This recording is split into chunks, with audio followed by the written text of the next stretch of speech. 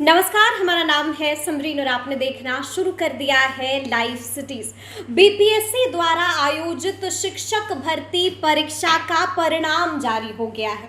आपको मालूम है कि लगातार अभ्यर्थियों को इस वक्त का इंतजार था, लेकिन अब आखिरकार उनका इंतजार समाप्त हो गया है और परीक्षा का परिणाम जारी हो गया है। देखिए, आपको मालूम है कि जैसे ही रिजल्ट आउट हुआ उसके बाद से काउंसलिंग का दौर भी शुरू हो गया है। लेकिन आपको बता दें कि जैसे ही रिजल्ट आउट हुआ उसके साथ ही अभ्यर्थियों को अब काफी परेशानियां सता रही हैं। हर रोज हमने भी आपको दिखाया है कि बीपीएससी ऑफिस के बाहर अभ्यर्थियों का हुजूम लगता है और अभ्यर्थी अपनी अपनी परेशानियां लेकर वहां पर पहुंचते हैं। लेकिन आपको बता दें कि अभी एक चौंकाने वाली खबर आ रही है। बता दें कि टॉपर लिस्ट में जिस अभ्यर्थी का नाम है, अब उसकी पोस्टिंग पर खतरा मंडरा रहा है।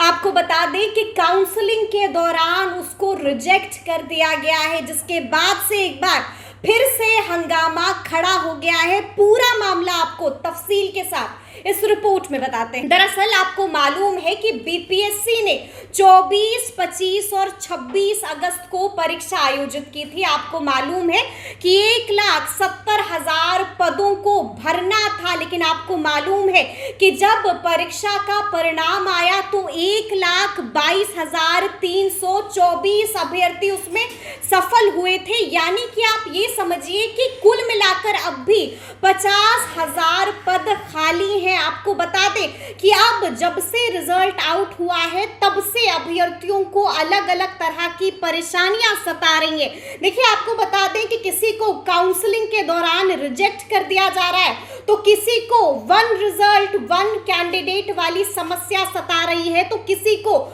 अलग अलग तरह की परेशानियां सता रही है। लेकिन चौंकाने वाली जो खबर आई है, आपको बता दें कि एक अभ्यर्थी ऐसा भी है जो टॉपर्स लिस्ट में शामिल है, लेकिन उसके बावजूद उसको रिजेक्ट कर दिया गया है। अब आप सोच रहे होंगे कि भला ऐसा कैसे हो गया, तो आइए आपको बताते हैं कि आखिर इसके पीछे का बड़ा माजरा क्या है। आपको बता दें कि यूपी के देवरिया के रहने वाले एक उम्मीदवार का ये पूरा मामला है। संगीत विषय का जब रिजल्ट सामने आया तो उसका नाम टॉप 20 में शामिल था। जब वो ज्वाइनिंग के लिए सिवान जिला पहुंचा तो उससे 10वीं और 12वीं का मार्कशीट मांगा गया और इसी के साथ उससे एस्टेट का सर्टिफिकेट भी मांगा गया।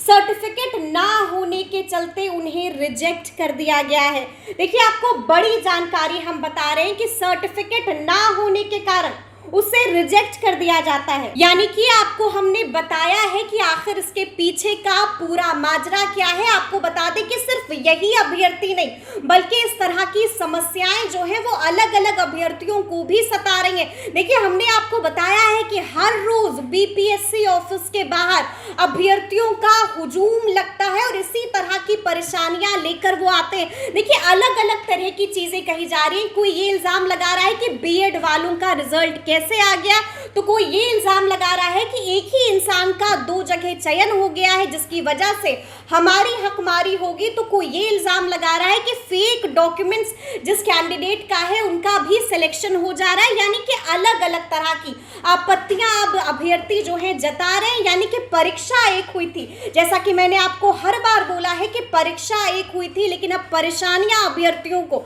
अनेक सता रही हैं। तो अब देखने वाली बात होगी कि आगे क्या कुछ होता है। लेकिन इस तरह के तमाम अपडेट्स के लिए ऐसे ही हमारे साथ बने रहिएगा और देखते रहिएगा लाइव सिटीज। बहुत शुक्रिया।